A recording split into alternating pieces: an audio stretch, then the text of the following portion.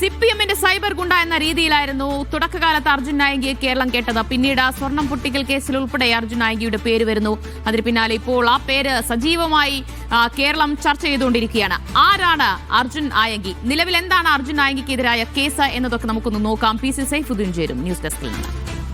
ദിവ്യ, ആരാണ് അർജുൻ നായകി? അത് പോലീസ് മാത്രമല്ല, ജനങ്ങളാകെ തിരയുകയാണ്. ആരാണ് അർജുൻ നായകി? അർജുൻ നായകിക്ക് പിന്നാലെ പോലീസ് പരക്കം പായുമ്പോൾ അദ്ദേഹത്തിനെതിരെ എന്തെല്ലാം കേസുകളുണ്ട്, അദ്ദേഹത്തിന്റെ വെയർ അബൌട്ട്സ്, എന്തെല്ലാം കേസുകൾ മുമ്പ് അദ്ദേഹത്തിനെതിരെ ഉണ്ടായിരുന്നു, ഏതൊക്കെ കേസുകളിലാണ് അദ്ദേഹം പിടികിട്ടാപ്പുള്ളിയായത്, എത്ര വലിയ ക്രിമിനലാണ് അദ്ദേഹം എന്ന കാര്യങ്ങളിലൊക്കെ ആളുകൾ വിവരങ്ങൾ തിരയുകയാണ്. അവിടെയാണ് നമ്മൾ ചില വിവരങ്ങൾ നൽകുന്നത്. നിലവിലെ പോലീസ് കേസിനുള്ള കാരണം, എന്തിനാണ് പോലീസ് തിരയുന്നത് എന്ന കാര്യങ്ങളാണ് നമ്മൾ പരിശോധിക്കുന്നത്. ആരാണ് അർജുൻ നായകി? അഴീക്കോട് സ്വദേശിയാണ്, കണ്ണൂർ അഴീക്കോട് സ്വദേശിയാണ് അർജുൻ നായകി. ഡിവൈഎഫ്ഐ മുൻ ബ്ലോക്ക് ഭാരവാഹിയാണ്. എന്ന് വെച്ചാൽ മുൻപ് ഡിവൈഎഫ്ഐയിൽ പ്രവർത്തിച്ചിരുന്നു. അഴീക്കോട് കപ്പക്കടവ് യൂണിറ്റ് സെക്രട്ടറി ആയിരുന്നു.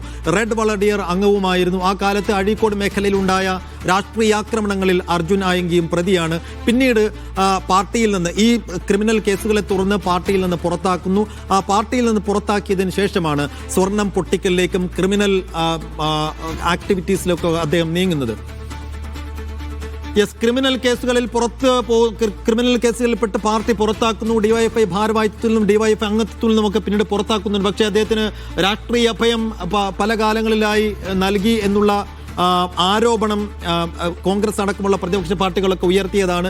സിപിഎമ്മിന്റെ സൈബർ ഗുണ്ട എന്ന രീതിയിലൊക്കെയാണ് അദ്ദേഹം അറിയപ്പെട്ടിരുന്നത്. കേസുകൾ അഴീക്കോട് വധശ്രമ കേസാണ് തുടക്കത്തിലുണ്ടായിരുന്ന അദ്ദേഹത്തിനെതിരെയുള്ള ഏറ്റവും പ്രമാദമായ കേസ് എന്നുള്ളത്. ഈ അഴീക്കോട് വധശ്രമ കേസാണ്.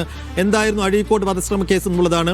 BJP RSS പ്രവർത്തകരായ നിഖിൽ, ഭഗത്, നിതിൻ എന്നിവരെ ആയുധങ്ങളുമായി, ഇരുമ്പ് ദണ്ട് ഉൾപ്പെടെയുള്ള ആയുധങ്ങളുമായി ആക്രമിച്ച കേസാണിത്. 2024 ഓഗസ്റ്റിലായിരുന്നു ആ കേസ്. കണ്ണൂർ അഡീഷണൽ സെഷൻസ് കോടതി അർജുൻ നായകി ഉൾപ്പെടെ 8 CPM പ്രവർത്തകർക്ക് 5 വർഷം തടവും 25,000 രൂപ പിഴയും വിധിച്ച ഒരു കേസായിരുന്നു അത്. പിന്നീട് രാമനാട്ടുകര സ്വർണം പൊട്ടിക്കൽ കേസ്. ഒരുപക്ഷെ അർജുൻ നായകിയെ ആളുകൾ അറിഞ്ഞു തുടങ്ങുന്നത് ഈ കേസുമായി ബന്ധപ്പെട്ടാണ്. എന്താണ് ഈ സ്വർണം പൊട്ടിക്കൽ കേസിൽ സംഭവിച്ചത് എന്നുള്ളതിലേക്കാണ് ഇനി നമ്മൾ വരുന്നത്.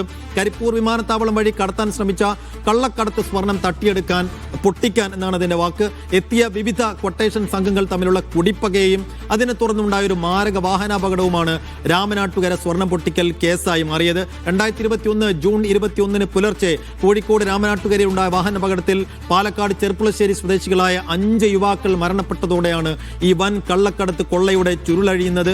തുറന്ന് ഇക്കാര്യം അന്വേഷിച്ചു പോയ പോലീസ് ഉദ്യോഗസ്ഥർ, അന്വേഷണ സംഘങ്ങൾ എത്തിച്ചേർന്നത് അർജുൻ നായകിയിലാണ്. അർജുൻ നായകിയുടെ നേതൃത്വത്തിലുള്ള സംഘമാണ് ഈ യുവാക്കളെ പിന്തുടർന്നിരുന്നത് എന്ന് മനസ്സിലാകുന്നു.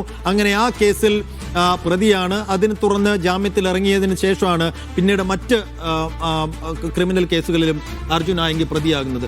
സ്വർണ്ണക്കടത്ത് കൊട്ടേഷൻ കേസുകൾ, ഈ പറഞ്ഞതുപോലെ സ്വർണ്ണക്കടത്ത് കൊട്ടേഷൻ കേസുകൾ ഉണ്ടാകുന്നു. കരിപ്പൂർ വഴിയുള്ള സ്വർണ്ണക്കടത്ത്, നേരത്തെ ഗോൾഡ് സ്നാച്ചിങ്, അനുബന്ധ ആക്രമണങ്ങൾ, കസ്റ്റംസ്, പോലീസ് നിരവധി തവണ ഇദ്ദേഹത്തിനെതിരെ അന്വേഷണങ്ങൾ നടത്തിയാണ്. പല കേസുകളിൽ പ്രതിയായതാണ്.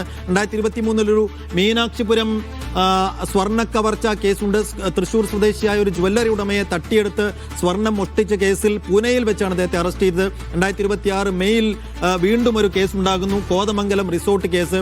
അത് റെയ്ഡിൽ കോതമംഗലത്തെ റിസോർട്ടിൽ നിന്ന് സുഹൃത്തുക്കളോടൊപ്പം കസ്റ്റഡിയിലായ ഒരു കേസായിരുന്നു അത്. 21 ദിവസം അദ്ദേഹം ജുഡീഷ്യൽ കസ്റ്റഡിയിലാവുന്നു, പിന്നീട് ജാമ്യത്തിൽ ഇറങ്ങുന്നു.